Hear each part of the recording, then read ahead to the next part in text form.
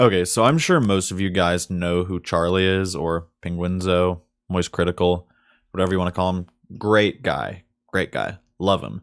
Love him so much, in fact, that when I saw his video down here, that this makes me mad, it made me remember things that I had blocked out of my memory. So I used to work downtown, and I have had plenty of run ins with homeless people kind of embellishing their hardship a little bit. Don't get me wrong, probably not the best life, but at the same time, they were walking around with way more cash than I would ever have at once, while also telling me that they had no money for the bus. So, we'll get into that, and I'm going to also talk about his video a little bit. Alright, so here we are. I played a lot of RuneScape as a kid, so I'm very well versed in scams, and it really shattered my trust in people and Not wrong. Not wrong at all. I grew up playing RuneScape. I'll still play old school RuneScape. There were horrible people on there. They would be trimming your armor, doing any like money flipping like he's talking about. And it really did teach you to look out for scams. But at the same time, I don't think anything can prepare you for the amount of sob stories that people will tell you. While I think some of them are real and some people really do need all the help they can get, and I'm all for that, there are also people who will just blatantly take advantage of your generosity and your willingness to help someone in need. So, not to cut Charlie off, but I would be remiss if I weren't to, just take my chance to tell you these stories, because let me tell you, I worked downtown for, I don't know, about 8 years, and you start to really get to know people. Similar to Charlie, where he said he would drive past the same guy every day of the week on his way to university. I had my own person that I saw very often. His name was Terrence. I mean, I believe him that was his name. He seemed pretty honest about that part. And, I liked Terrence. Terrence was a funny guy. He was pretty personable. And, I mean, it got him what he wanted, to be honest.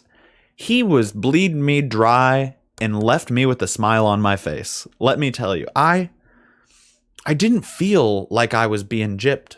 I really didn't. He would come by and he would say, something happened, he needed $5 for this, so, yeah, sure, here's $5. Next week, he needs to go visit his mom, but she lives out of town, and he obviously didn't have a car, so he would need bus fare or whatever it may be, so yeah, here's $20. This happened a lot. Now, I wasn't giving Terrence money 5 days a week like Charlie was to his person, but, I mean, this was over years, so probably in the rough same ballpark as Charlie for how much money I gave this man. And it made me feel good, it warmed my little cold heart, but my heart was frozen very quickly. So, about 2-3 years into me giving this man money, probably actually 3 or 4, I'm working with my friend. I give Terrence some money, right?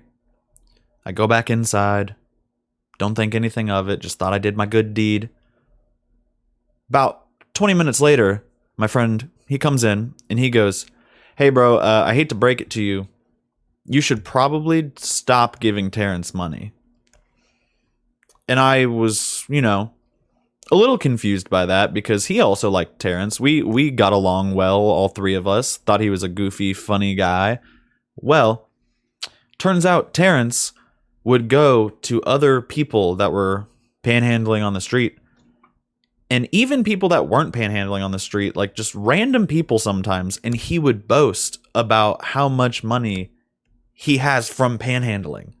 And he did it to my friend, which, man, you really, really didn't help out there because, like, I was your gift horse, I was your constant. If he was $5 short for something, I was his guy. It was gone now. He went up to my friend and goes, hey man, it's been a good day, look at this shit. Reaches in his pocket and pulls out over $500 in cash. 500. Whether he made that all that day or not, don't know. He said it was a good day, so I'm assuming so. But from that point on, I just didn't feel right giving him money if he was going to then go flaunt it to other people. It's just, I thought I was actually helping. So I'll digress to a funny story of Terrence. This was about 2 years after I stopped giving him money, which like every now and again I might give him a couple dollars, but not really compared to what I used to. This man came up to me while I was working, knocks on the front door of this wine shop that I was working at. I walk outside. He goes, "Hey man," and I see he's carrying this big box, right? And he like tilts it over so I can see the inside of it, and it's a big old speaker, right? And he goes, "Hey man, do you know how much this would be worth?" I didn't see a brand name. I pretty much just saw it was a large speaker, and so I'm not going to lead this man astray. I'm like, "I don't know, man. If it's nice, maybe a good bit, but also couldn't tell you." He says, "Okay, all right, thanks. Do you want to buy it?" He said, "I'll give it to you for like $100. Like I said, don't know how quality the speaker was. I wasn't going to accept it. I've already been whittled through all of my cash for this man. So I said, "No, I'm good, Terrence. Just keep it pushing. Let me know how it goes." He says, "All right, bet." Walks down the road. Not 10 minutes later, but this guy comes walking. And I don't know if it was the stars aligning or what it was, but this man is carrying the same box that Terrence just walked down the street with. And the same man that has this box now comes into my store, right? And I shit you not, he looks at me, looks at the speaker in the box, looks at me again, and goes, "Hey man, how much do you think this is worth?" And I think that there's a glitch in the matrix at this point. And I'm like, "Funny you ask. I was asked that earlier about, I'm pretty sure the same speaker. Couldn't really tell you. Don't even know what brand it is." And he goes, "Ah, shit. Okay. Well, just thought I'd ask because I just bought this off some guy for $150. And I'm like, "Oh, good luck with that." And he goes on about his day. Now, I was at a loss for words. Hilarious, just alignment of the stars for me to get the sales pitch and then the moment of regret from the person who bought it. But holy shit, I was so happy that I got to be a part of both of those. Now, sorry this went on for forever. I got a little ahead of myself getting into the details of the story just because what was my life at that point.